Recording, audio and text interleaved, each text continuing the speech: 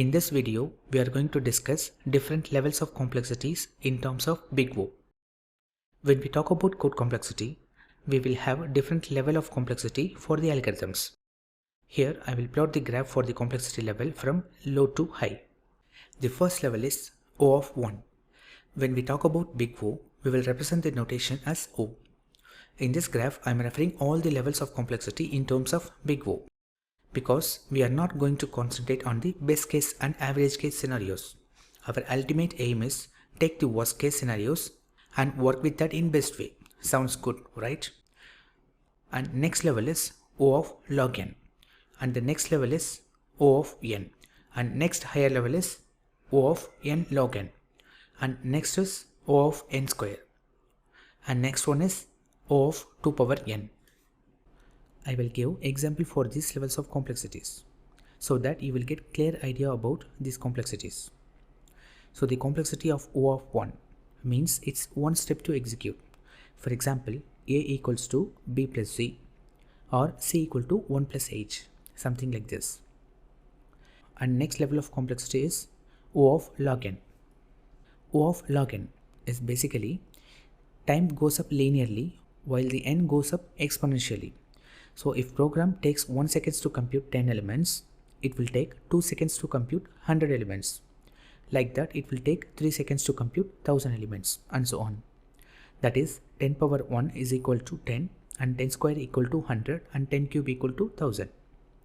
Take this example. This block of code will act based on log base 2. The for loop multiplies the current value of I by 2.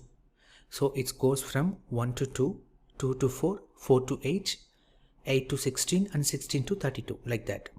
Because every time we are multiplying the I value with 2.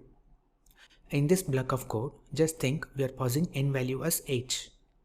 Initially, I value will be 1, and the next iteration, it's 1 into 2, which is equal to 2. For the next iteration, 2 into 2, which is equal to 4. And for the next iteration, I will be 8. So this hello prints for 4 times.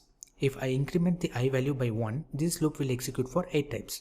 But it's not a case here. Here we are doubling the I value on each iteration. So this block of code complexity is log n. I will do this for log base 3. Then the code will be like this. Here I value goes from 1 to 3, 3 to 9, and 9 to 27, like that. So hello prints for 2 times.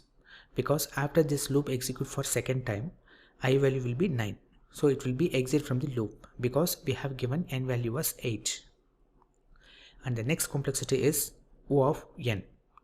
If you see this block of code, I value is increasing by 1. If we pass n as 8 here, this loop will execute for 8 times. If n is 100, then it will be 100 times. So this code complexity is O of n. And the next complexity is O of n log n. See this piece of code.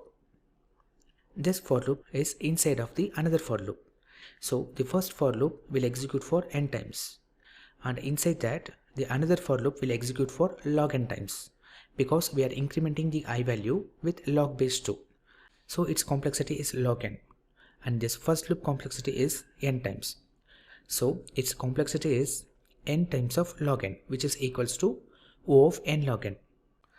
And the next level of complexity is O of n square, which is for loop is inside of another for loop.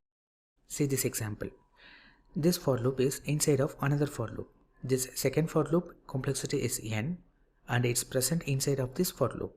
This loop complexity is also n because we are incrementing the I value by 1.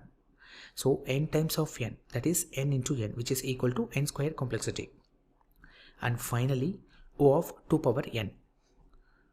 This Fibonacci method will call for 2 times, and recursively it will call for multiple times. So the complexity is 2 power n. Let's take that you are going to sort some numbers from given array. Already we have predefined algorithms for sorting problems.